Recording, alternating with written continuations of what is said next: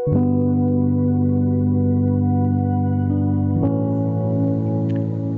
Bapak Ibu Saudara yang dikasihi Tuhan Yesus. Puji Tuhan, kita dapat kembali lagi dalam ibadah saat ini. Saya akan membawakan renungan firman Tuhan dengan tema Tuhan ada bersama-sama dengan kita. Bapak Ibu Saudara yang dikasihi Tuhan, kita masih berada dalam situasi yang tidak menguntungkan pada saat ini.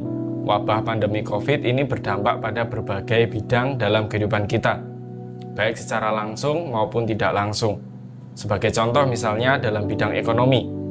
Nah, akibat begitu cepatnya penyebaran virus corona ini, banyak perusahaan yang harus tutup. Banyak karyawan yang di PHK, mereka kehilangan pekerjaan. Pasar, restoran, mal, warung, semuanya menjadi sepi dan pendapatan mereka menurun. Selain itu, dalam bidang pendidikan, banyak sekolah-sekolah yang harus tutup. Tutup dalam arti adalah tidak ada pembelajaran secara tatap muka di sana, dialihkan secara online. Jadi anak didik belajar di rumah, gurunya mengajar dari sekolah lewat online. Kemudian kantor-kantor pelayanan masyarakat juga terganggu karena harus menyesuaikan dengan keadaan. Karena mereka harus mengurangi kerumunan supaya tidak terjadi kerumunan. Kemudian terlebih lagi di dalam bidang kesehatan, Bapak Ibu Saudara yang dikasihi Tuhan, hampir semua rumah sakit ada yang menampung pasien corona dan harus waspada karena ternyata banyak tenaga medis, tenaga kesehatan yang tertular, bahkan banyak yang meninggal dan lain sebagainya. Bapak Ibu Saudara yang dikasihi Tuhan, secara tidak sadar wabah pandemi COVID-19 ini juga membawa banyak perubahan dalam bidang kehidupan kita. Misalnya, masyarakat kita didorong untuk lebih peduli menjaga kesehatan, hidup bersih, membiasakan diri dengan kebiasaan baru, misalnya jaga jarak, rajin cuci tangan, kemudian memakai masker. Nah, selain itu, masyarakat juga mulai terbiasa dengan menggunakan layanan-layanan digital atau media-media online untuk menghindari kontak langsung dengan sesamanya, menjaga jarak, baik itu untuk keperluan kerja, belanja, pendidikan, maupun yang lainnya. Lalu bagaimana dengan kita, Bapak Ibu Saudara yang dikasihi Tuhan, dalam situasi yang seperti ini? Apakah kita akan mengeluh, putus asa dan kehilangan harapan? Atau kita merasa diuntungkan karena membuat kita lebih banyak waktu untuk berkumpul dengan keluarga di rumah? Atau kita hanya menganggap ini sesuatu yang biasa dan tidak perlu dicemaskan? Sebagai orang percaya, kita perlu menyikapi situasi seperti ini dengan bijaksana. Kita perlu menjaga sikap dan mempertahankan iman supaya kita tetap dapat membawa pengaruh yang baik bagi lingkungan kita, meskipun situasinya sulit seperti saat ini. Bapak Ibu Saudara yang dikasihi Tuhan, Roma 8 ayat 28 mengatakan, kita tahu sekarang bahwa Allah turut bekerja dalam segala sesuatu untuk mendatangkan kebaikan bagi mereka yang mengasihi Dia, yaitu bagi mereka yang terpanggil sesuai dengan rencana Allah. Bapak Ibu Saudara yang dikasihi Tuhan, kita tentu sudah sering mendengar ayat ini, baik itu di gereja, di buku-buku renungan harian, kemudian di persekutuan-persekutuan kita, atau bahkan ayat ini sudah menjadi ayat hafalan kita. Allah turut bekerja dalam segala sesuatu untuk mendatangkan kebaikan. Nah, dalam situasi seperti sekarang ini, ayat ini rasa-rasanya bisa menguatkan kita. Namun, hati-hati, apakah kita benar-benar dikuatkan atau hanya sekedar terhibur lalu mengalihkan perhatian, nyelimur dalam bahasa Jawa, mengalihkan perhatian kita dari masalah yang harusnya kita hadapi, sehingga kita melarikan diri dari masalah dan berpikir bahwa Tuhan yang harus bertanggung jawab untuk mengubah keadaan menjadi lebih baik. Karena kita merasa sudah mengasihi Tuhan, maka imbalannya adalah Dia akan melakukan hal-hal yang baik dalam hidup kita. Jika kita masih berpikir demikian, maka kita berada dalam jalur yang salah. Padahal ayat ini memiliki makna yang sangat dalam, Bapak Ibu Saudara yang dikasihi Tuhan. Makna yang begitu dalam bagi kita orang percaya. Roma 8 ayat 28 ini, Bapak Ibu Saudara yang dikasihi Tuhan, konteksnya adalah usaha atau sebuah proses di mana Allah memberi kebaikan kepada orang-orang percaya yang menjadi umat pilihan. Setiap peristiwa atau kejadian Allah bekerja menggunakan semuanya itu untuk mendatangkan kebaikan bagi orang-orang yang mengasihi Dia. Dalam hal ini jelas, Tuhan memerlukan sarana untuk mendewasakan kita orang percaya. Perubahan hidup orang percaya menuju kedewasaan rohani, menuju kedewasaan iman, tidak dapat berlangsung dengan mudah atau secara instan atau otomatis.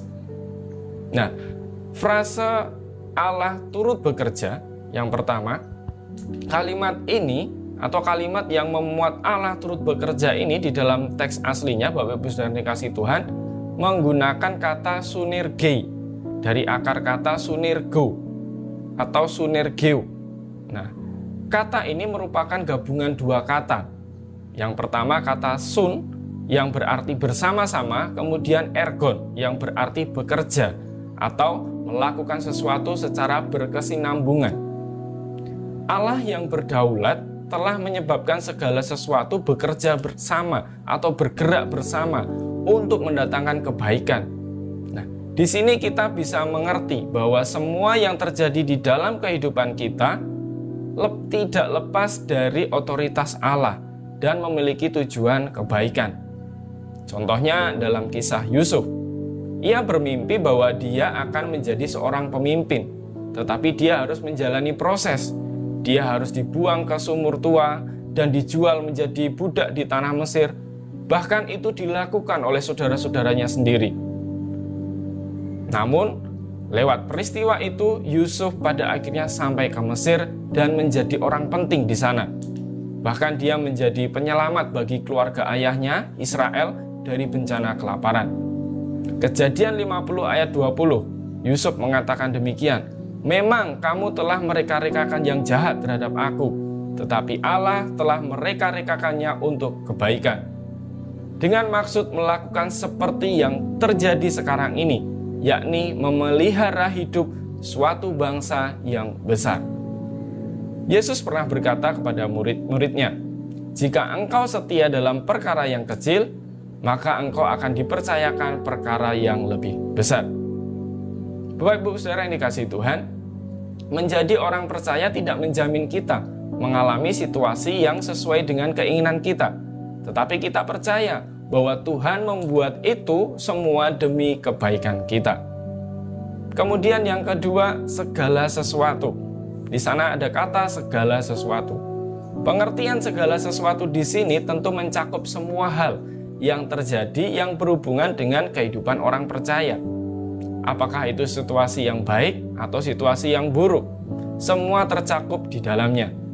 Nah, menurut Calvin, jika dikatakan bahwa segala sesuatu membawa kebaikan, maka kata segala sesuatu itu mencakup juga hal-hal lain selain penderitaan, dan bahkan termasuk juga perbuatan dosa. Bapak Ibu Saudara yang dikasihi Tuhan, ingat, pada peristiwa Petrus yang menyangkal Tuhan Yesus, Petrus pernah jatuh ke dalam dosa saat ia menyangkal Tuhan Yesus sebanyak 3 kali.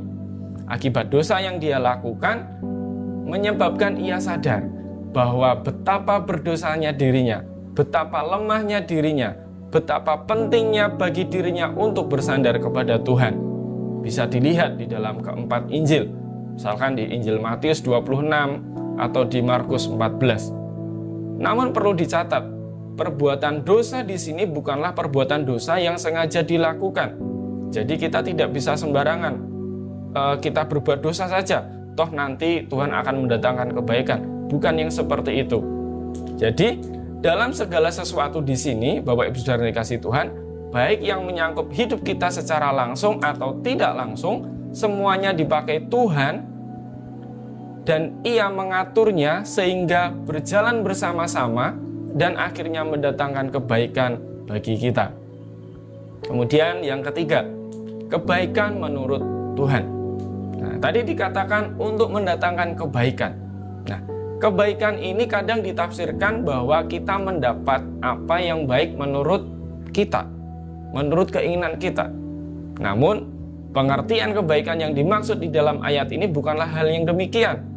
Karena standar kebaikan yang kita tetapkan atau yang kita pikirkan mungkin saja itu berbeda, bahkan sangat berbeda dengan standar kebaikan Tuhan. Kebaikan ini adalah kebaikan dari sudut pandangnya Allah.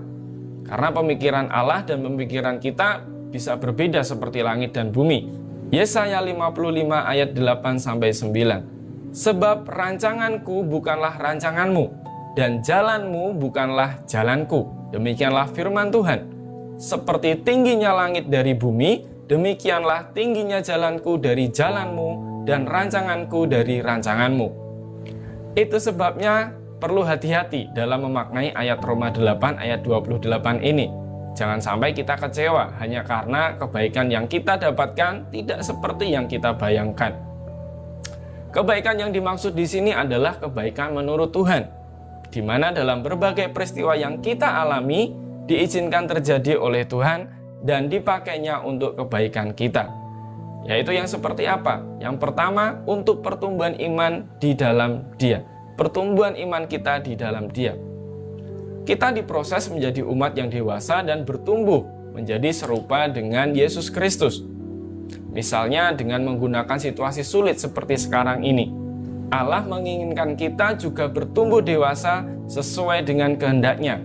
Kita tidak ikut larut dalam kekhawatiran atau ketakutan, melainkan sebaliknya.